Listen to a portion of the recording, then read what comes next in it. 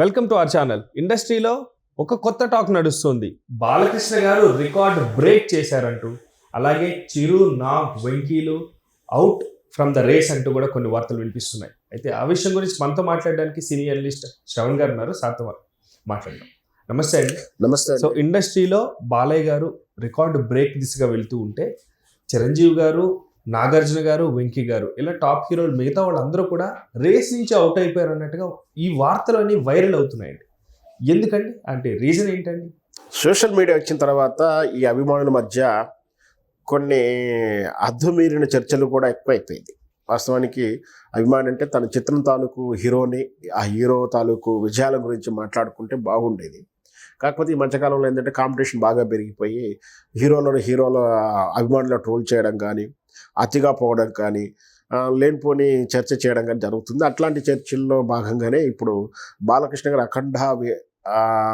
కలెక్షన్లు చూశాక, అఖండ విజయం చూశాక, ఇక బాలకృష్ణ సినిమాతో పోల్చుకుంటే ఈ చిరంజీవి కానీ, నాగార్జున కానీ, సో వెంకటేష్ కానీ వీళ్ళంతా కూడా వాళ్ళ రికార్డ్స్ అన్నీ కూడా అవుట్, వాళ్ళ చిత్రాలు ఏదో అవుట్ అయినట్టుగా చెప్పడం అనేది వాళ్ళ చర్చల్లో భాగం. వాస్తవానికి ఏంటంటే నిజంగా కూడా బాలకృష్ణ గారికి బాగా క్రేజ్ ఉంటుంది, మాస్ క్రేజ్ ఉంది. తన చిత్రాల రికార్డ్ బ్రేక్లు తానే మళ్ళీ తిరగ రాస్తాడు. బాలకృష్ణ గారికి ఆ క్రేజ్ ఉంది. మీరు చూడలేదో, బాలకృష్ణ గారి సినిమా బాగా ఆడలేదని పేరున్న సినిమాలు కూడా కలెక్షన్లు బాగుంటాయి. ముఖ్యంగా బీసీ సెంటర్లు అయితే అదిరిపోతూ ఉంటాయి. ఇంకా పోతే రిలీజ్ కానీ, సెకండ్ రన్ అంటారు మామూలుగా వ్యవహారిక భాషలో.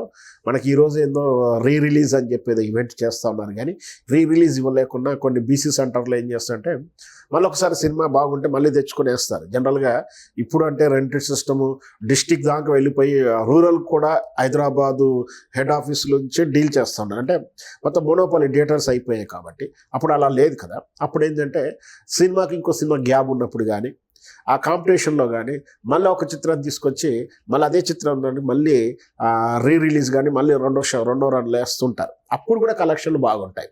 చెప్పించిందంటే ఉదాహరణకు బాలకృష్ణ గారు చూస్తే మంగమ్మ గారు మనోడు, ఆ చిత్రం ఏ రోజు చేసినా కూడా కలెక్షన్లు ఉంటాయి.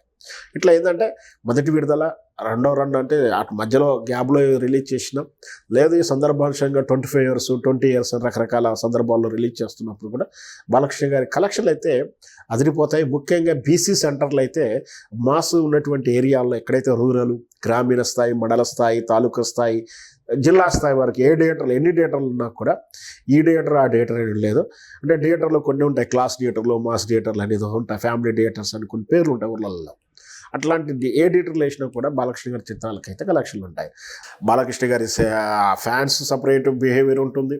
మొత్తం మీద బాలకృష్ణ గారి సినిమా రికార్డ్స్, కలెక్షన్లు తనకు తానుగా బ్రేక్ రికార్డ్ చేస్తూ, ఆయన మొదటి చిత్రం హీరోగా బాగా రేంజ్ వచ్చిన చిత్రం అంటే మొదటి చిత్రం మంగమ్మ గారు మనో నుంచి ఆయన ఫుల్ బ్రేక్. ఇక అక్కడి నుంచి ఎదురు తిరిగి చూసిందే లేదు అతను.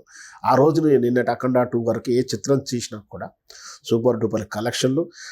మనకు అంటే జనరల్గా బాగా నడవలేదు అని చెప్పుకునేటువంటి కొన్ని చిత్రాల కలెక్షన్లు కూడా అద్భుతంగా ఉన్నాయి. సో ఆ విషయాన్ని నేను చెప్తే బాగుంటుంది, కానీ వేరే హీరోతో పోల్చి చూడకూడదు నా ఉద్దేశం. అయితే ఈ రేస్లో చూస్తుంటే బాలయ్య గారు ఇప్పటికీ కూడా నెంబర్ ఆఫ్ సినిమాస్ చేస్తూనే ఉన్నారు, కంటిన్యూస్ చేస్తున్నారు. కంపేర్ దెన్ వెంకీ గారు కానీ, నాగార్జున గారు కానీ, చిరంజీవి గారు కానీ అన్ని సినిమాలు చేయట్లేదు. కేవలం ఆ రీజన్ వల్ల కూడా ఇండస్ట్రీలో కలెక్షన్ కింగ్గా బాలకృష్ణ గారు నిలబడడం కారణం అంటారు? ఖచ్చితంగా. ఇప్పుడు బాలకృష్ణ గారు వాస్తవానికి మీరు అన్నారు కాబట్టి చెప్తే, నాగార్జున గారు కొంచెం రేంజ్ నుంచి కొంచెం పక్కకు తప్పుకున్నాడని చెప్పవచ్చు. ఎందుకంటే చెప్తాను, ఎప్పుడైతే తన కుమారులు హీరోగా వస్తున్నప్పుడు, హీరో కుమారుడు హీరోలుగా మళ్ళీ వస్తున్నప్పుడు తాను ఇంకా హీరోగా లవర్ బాయ్గా ఉండడం అనేది ధర్మం కాదు.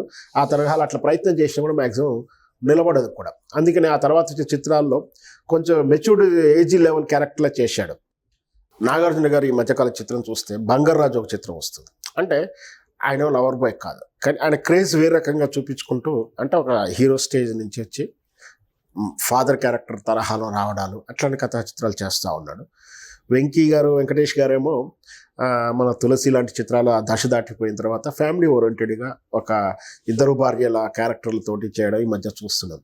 చిరంజీవి గారు కూడా ఒక రకంగా హీరో ఓరియంటెడే కానీ అయినప్పటికీ కూడా తను చిత్రాల్లో కొంచెం మెచ్యూరిటీ స్థాయి అంటే హీరో డాన్సులు వేసే స్టెప్ నుంచేసి సరే ఒక క్లాస్ మీద పనిచేసినటువంటి తరహాలు వస్తున్నాయి.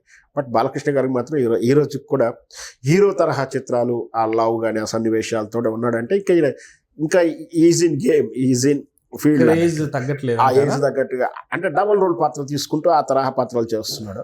సో అందువల్లనే బాలకృష్ణ గారికి ఇప్పటికి కూడా ఆ కలెక్షన్లు చూసినా ఏం చూసినా కూడా అఖండ చూస్తూ ఉంటే కూడా రెండో వారం దాటి మూడో వారంలోకి వెళ్ళిపోతూ ఉంది. ఆ అఖండ 3 అట్లా కాదు, ఈ అఖండ రేపు వచ్చేసి సంక్రాంతి రిలీజ్ అయ్యేటువంటి పెద్ద చిత్రాల తాలూకు వాళ్ళతో పోటీ ఇస్తూ నిలబడే అవకాశాలు ఉంటాయి. ఓకే. రెండవది ఏంటంటే బాలకృష్ణ గారి సినిమాకున్న క్రేజు ఇప్పుడు స్పష్టంగా ఈ సంక్రాంతి బరిలో వచ్చే పోటీని చూసి మనం అర్థం చేసుకోవచ్చు. Thank you sir, thank you so much.